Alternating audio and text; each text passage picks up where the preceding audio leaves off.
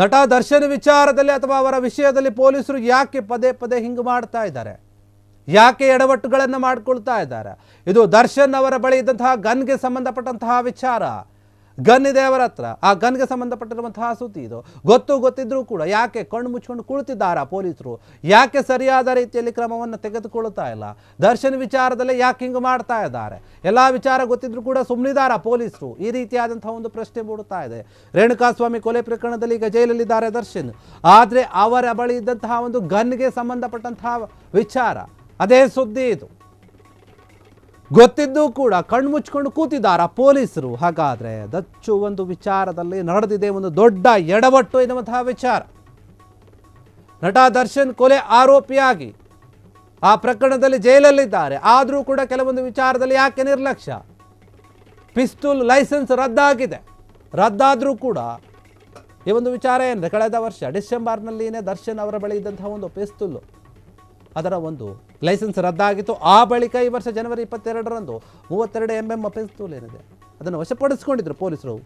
ಆದರೆ ದರ್ಶನ್ ಬಳಿ ಪಿಸ್ತೂಲ್ ಮಾತ್ರ ಅಲ್ಲ, 22 mm ಒಂದು ಗನ್ ಇದೆ, ಬುಲೆಟ್ಗಳಿವೆ, ರೈಫಲ್ ಇದೆ. ಆ ಬುಲೆಟ್ಗಳನ್ನು ರೈಫಲ್ಗಳ ಇನ್ನೂ ಕೂಡ ವಶಕ್ಕೆ ಪಡೆದುಕೊಂಡಿಲ್ಲ. ಇದನ್ನು ಮೈಸೂರಿನ ಫಾರ್ಮ್ ಹೌಸ್ ಅಥವಾ ಬೆಂಗಳೂರಿನ ಒಂದು ಮನೆಯಲ್ಲಿ ಇಟ್ಟಿರಬಹುದು, ಬಚ್ಚಿಟ್ಟಿರಬಹುದು ಅನ್ನುವಂಥ ವಿಚಾರ. ಕೊಲೆ ಆರೋಪಿಯ ಬಳಿ ಶಸ್ತ್ರಾಸ್ತ್ರ ಇರೋದು ಕಾನೂನು ಉಲ್ಲಂಘನೆ, ಒಪ್ಪೋದಿಲ್ಲ. ಮೈಸೂರು ಗ್ರಾಮಾಂತರ ಪೊಲೀಸರಿಂದ ಯಾಕಿಷ್ಟು ನಿರ್ಲಕ್ಷ್ಯ? ಯಾಕೆ ತಲೆ ಕೆಡಿಸ್ಕೊಳ್ತಾ ಇಲ್ಲ ಅವರು? ಈ ನಿರ್ಲಕ್ಷ್ಯ ಈಗ ಹಲವು ಪ್ರಶ್ನೆಗಳನ್ನು ಹುಟ್ಟಾಕ್ತಾ ಇದೆ ನೋಡಿ. ನಿಜಕ್ಕೂ ಕೂಡ ದರ್ಶನ್ ಅವರ ಒಂದು ವಿಚಾರದಲ್ಲಿ ಯಾಕೆ ಪದೇ ಪದೇಯಾಗಿ ಇವರು ಈ ರೀತಿಯಾಗಿ ಎಡವಟ್ಟು ಮಾಡ್ಕೊಳ್ತಾ ಇದ್ದಾರೆ? ನಿನ್ನೆಷ್ಟೇ ಅವರ ಒಂದು ಸಿನಿಮಾ ರಿಲೀಸ್ ಆಗಿದೆ, ಅವರ ಅಭಿಮಾನಿಗಳು ಖುಷಿಯಲ್ಲಿದ್ದಾರೆ, ಸಿನಿಮಾವನ್ನು ನೋಡ್ತಾ ಇದ್ದಾರೆ. ಹೀಗಿರುವಾಗ ಒಂದು ವಿಚಾರ ಬಯಲಿಗೆ ಬರ್ತಾ ಇದೆ. ಅವರ ಬಳಿ ಇದ್ದಂತಹ ಒಂದು ಗನ್ಗೆ ವಿಚಾರ, ಪಿಸ್ತೂಲ್ಗೆ, ರೈಫಲ್ಗೆ ಸಂಬಂಧಪಟ್ಟಂತಹ ವಿಚಾರ ಇದು. ದರ್ಶನ್ ಅವರು ಈಗ ಕೊಲೆ ಆರೋಪಿಯಾಗಿದ್ದಾರೆ, ಜೈಲಿನಲ್ಲಿದ್ದಾರೆ ಸುಮಾರು ತಿಂಗಳುಗಳಿಂದ. ಅಂತಹ ಒಂದು ಆರೋಪಿಯ ಬಳಿ ಇರುವಂತಹ ಒಂದು ಶಸ್ತ್ರಾಸ್ತ್ರಗಳನ್ನು ನಿಷೇಧ ಮಾಡಬೇಕು ಅಥವಾ ರದ್ದು ಮಾಡಬೇಕು. ಅವರ ಹತ್ರ ಯಾವುದೇ ರೀತಿಯಾದ ಒಂದು ಈ ರೀತಿಯಾದಂತಹ ಒಂದು ವಸ್ತುಗಳು ಇರಬಾರ್ದು. ಅದು ಕಾನೂನು ಹೇಳುತ್ತು, ಕಾನೂನಿಗೆ ವಿರುದ್ಧವಾಗಿರುತ್ತೆ. ಆದರೂ ಕೂಡ ಪೊಲೀಸರು ತಲೆ ಕೆಡಿಸ್ಕೊಂಡಿಲ್ಲ. ಈ ಹಿಂದೆ ಅವರಿಗೆ ಸಂಬಂಧಪಟ್ಟ ಹಾಗೆ ಏನಾಗಿತ್ತಂದರೆ, ಅವರ ಬಳಿ ಗನ್ ಇತ್ತು, ಆ ಗನ್ನ ಲೈಸೆನ್ಸ್ ಕೂಡ ಪಿಸ್ತೂಲ್ ಏನಿತ್ತಲ್ಲ ಅದು ರದ್ದಾಗಿತ್ತು, ಕ್ಯಾನ್ಸಲ್ ಮಾಡಿದ್ರು. ಕ್ಯಾನ್ಸಲ್ ಆದಮೇಲೆ ಕಳೆದ ವರ್ಷ ಡಿಸೆಂಬರ್ 24ರಂದು ದರ್ಶನ್ ಬಳಿ ಇದ್ದಂಥ ಒಂದು ಪಿಸ್ತೂಲ್ನ ಒಂದು ಲೈಸೆನ್ಸ್ನ ಕ್ಯಾನ್ಸಲ್ ಮಾಡಿರ್ತಾರೆ. ಆಮೇಲೆ ಏನಾಗಿರುತ್ತೆ ಅಂತಂದರೆ, ಜನವರಿ 22ನೇ ತಾರೀಕು 32 mm ಪಿಸ್ತೂಲನ್ನು ಸೀಸ್ ಮಾಡಿರ್ತಾರೆ. ಓಕೆ, ಅದಾದಮೇಲೆ ಏನಾಗುತ್ತೆ, ಈ ಒಂದು ಪಿಸ್ತೂಲನ್ನು ಸೀಸ್ ಮಾಡಿರ್ತಾರಲ್ಲ, ಅವ್ರ ಹತ್ರ ಬರೀ ಪಿಸ್ತೂಲ್ ಮಾತ್ರ ಇರೋದಿಲ್ಲ, ಅದರ ಜೊತೆಗೆ 22 mm ರೈಫಲ್ ಹಾಗೂ ಬುಲೆಟ್ಗಳು ಕೂಡ ಇರುತ್ತೆ. ಇಲ್ಲೇ ಪೊಲೀಸರು ಎಡವಟ್ಟು ಮಾಡಿಕೊಂಡಿದ್ದಾರೆ.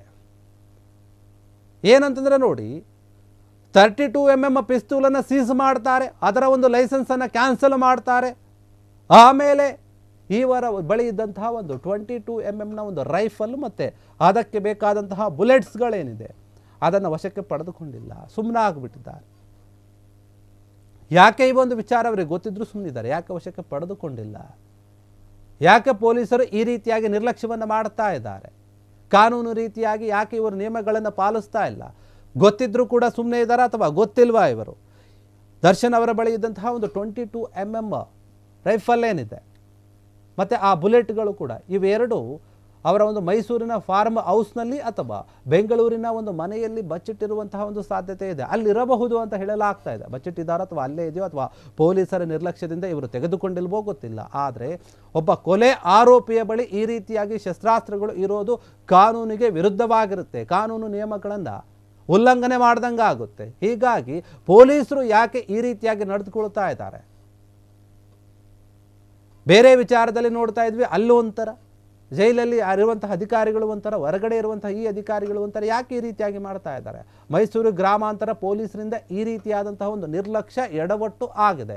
ಇದನ್ನು ಕೂಡಲೇ ಇವರು ಸರಿ ಮಾಡಿಕೊಳ್ಳಬೇಕು. ಅವರ ಬಳಿ ಇರುವಂತಹ ಇನ್ನೊಂದು ರೈಫಲ್ ಏನಿದೆ, 22 mm ರೈಫಲ್ಲು ಮತ್ತು ಬುಲೆಟ್ಸ್ಗಳು, ಅದನ್ನು ಕೂಡ ವಶಕ್ಕೆ ಯಾಕೆ ಪಡೆದಿಲ್ಲ ಎನ್ನುವಂತಹ ಪ್ರಶ್ನೆ ಮೂಡುತ್ತಾ ಇದೆ.